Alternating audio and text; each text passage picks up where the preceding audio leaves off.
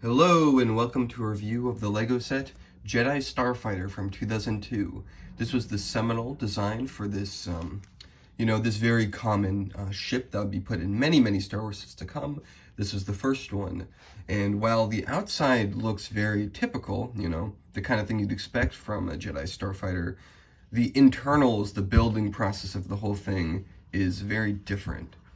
And I say that because this was before the use of a lot of pieces from, newer pieces that would be used to make this kind of shaping a lot easier.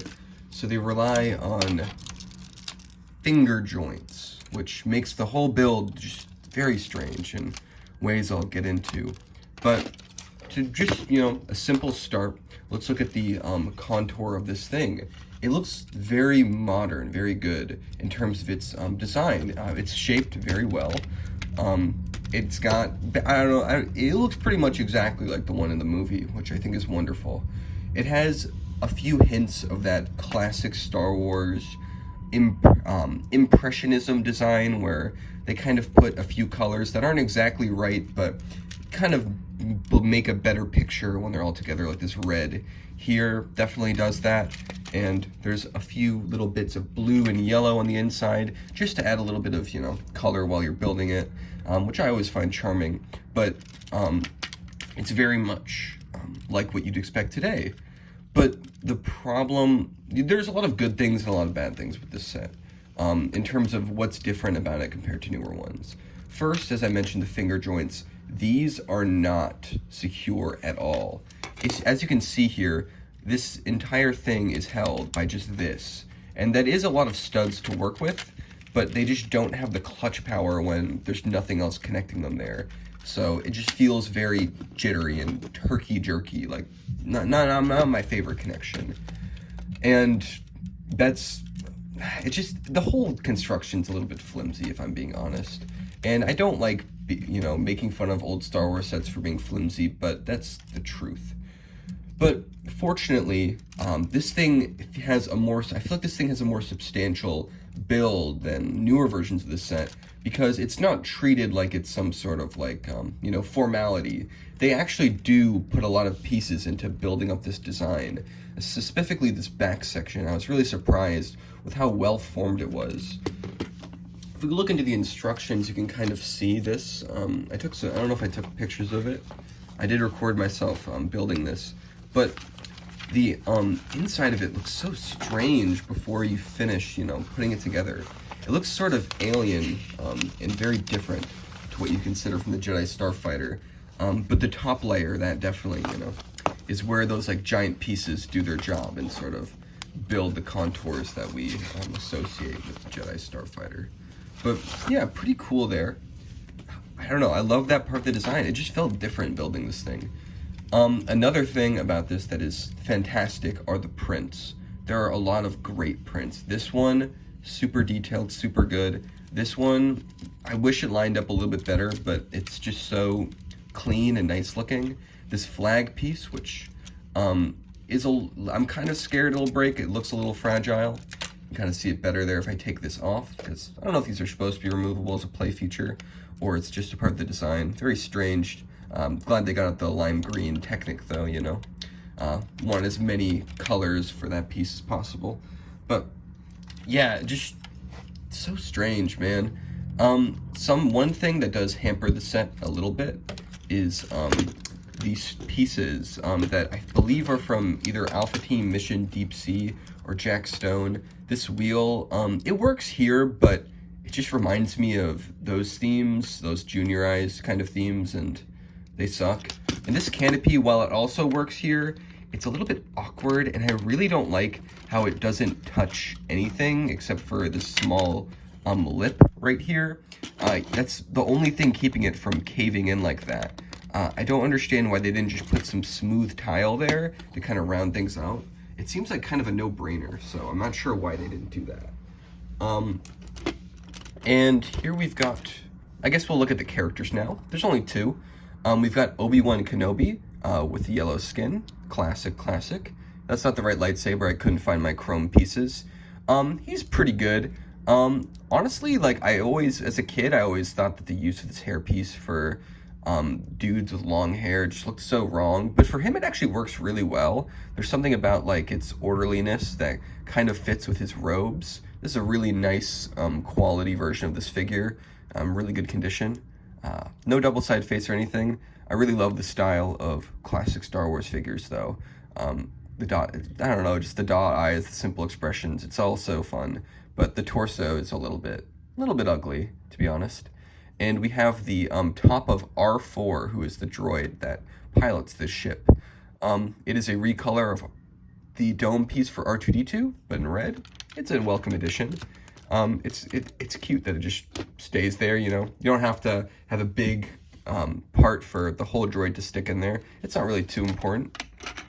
I think the actual droid might have been a different color, or maybe in the Clone Wars they made it to a dark red, because I know the UCS version of this ship that they produced in 2012 or 13, probably like 2011 or 2010, that one was dark red. He fits in here like this, and he fits in all right, you know, it works, and it's good. It's a good set. It's actually a great set, like, for the time, but it just hasn't kept that sort of, you know, there's not really much reason to pick this up versus later versions of this set, because there's just not too much different. And while I do think the design is more aesthetically pleasing than later versions and the prints are wonderful, it's just not worth how flimsy it is. And yeah, that's kind of my final verdict. 2002 was sort of the year that Lego Star Wars was going away from its roots, you know. This is more accurate to the screen. It's a much larger scale. I imagine if this vehicle was done in 1999, it would have been probably a lot smaller, a lot simpler. These curved elements that kind of dominate the build, they were introduced in that year, and they definitely add to, you know, it's less Lego-like and how it's less chunky. And while it still does have hallmarks of that Lego Star Wars style that I adore so much, like, you know, the odd colors, the wonderful prints, and the clunkiness that is there, and of course the minifigure style. Enough so to where I'd say I still think this is a really, I'd still consider this a set of the classic era. It just doesn't feel as essential to me, you know? I don't know. And the lack of any play features kind of makes me sad, because I love play features. I don't have the box, unfortunately, so we cannot look at the alternate builds. I'm sure those are good, though. I feel like the pieces in here are very good for making alternate builds with the variety you get and just the versatility of them. So that is of note. But let's take a look at the instructions, because these are some decent instructions. Let me just zoom out a little bit. Jedi Starfighter. This is also the change of the box design. Yeah, they're moving on from the beautiful, realistic photography into just the kind of stuff they always do. Not my favorite, but it's still okay. Got Obi-Wan in there. And here are all the steps. It's a typical build. It's interesting how they use Technic pieces to kind of slot that in. It made me think that there would be a play feature where parts of this thing came off, but it didn't really come into fruition. And this is what the set looks like when it is complete. Here's some pictures from the other 2002 sets for Attack of the Clones. This set is amazing looking. I want it so badly. This is probably, in my opinion, this has got to be like the perfect Lego Star Wars set. I've always liked it, but in recent times, I've just, oh my god. I'm going to try to part this one out. It's just that perfect combination of old Lego Star Wars and like the sleekness of new Lego Star Wars with such unique colors and beautiful shapes. It's just wonderful. This is an amazing set. This, it's an okay little set. I do like this thing a little bit. Slave 1. I do also have Slave 1. As you can probably see from Jango Fett here, I don't own this. I'm actually borrowing this from somebody. Or not really borrowing it, just sort of like, I'm restoring it basically. There's a process going on. I'm not going to keep this basically. That's what I mean. Sorry if I said that in the most unwieldy way. I guess the flags could be that way. Oh, yeah. Or they could fall off. Perhaps. Yeah, there we go. Woo, woo. That does look interesting enough. Yeah, but it's interesting to have both of these sets that pair together. It feels kind of, I don't know, kind of fun, like it's a commercial for Lego Star Wars back in the day. This set, Marley, I guess this is a hanger. I have Count Dooku, actually. I do not have the original Yoda. And then some of the sets that were based on, older movies, not Attack of the Clones.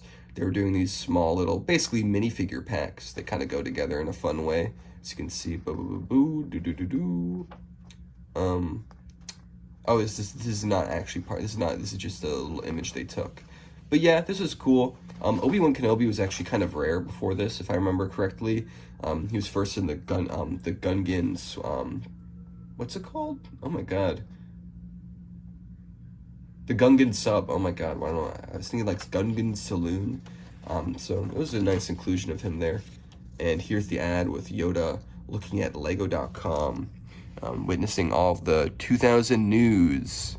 I've never taken a good look at this 2001 preview, episode 1. Yeah, that's so fun looking. I love that. I guess there was a lot going on. Lego Star Wars sometimes feels like it was a bunch of themes crammed into one with so many different styles and ideas. A melting pot of lessons from everything Lego had known before kind of being trampled over in a little bit and just kind of conforming. But yes, that is my review of the Jedi Starfighter. It is a good set. I like it. I think it's kind of interesting. Actually, when you take this off, this looks really cool, actually. It's like a torpedo kind of design. Maybe maybe the designers were like, oh, I guess this could be landing gear now that I think about it. But it's very fragile when you're not, it's very fragile when you have the wings on it and there's nothing to hold it on the front. But this makes for such an interesting creature. This is fun. I love this. All right, that's a good note to end things on. Thank you for watching, and have yourself a wonderful day and a wonderful tomorrow. And I will retroactively make yesterday better.